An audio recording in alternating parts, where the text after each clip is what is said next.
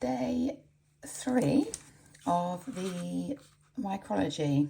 So this was I've just taken the lid off and it's been in the dark, and you can see here we've got lots of root fur.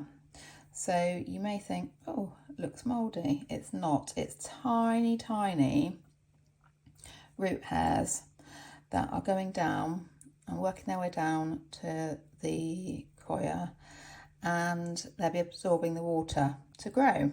They're also yellow, which is again normal because they haven't been put in the light yet. So I'm actually going to probably leave that just for another day, I might have another look at tonight, but I think tomorrow I'll have another check-in when I've moved them into the light.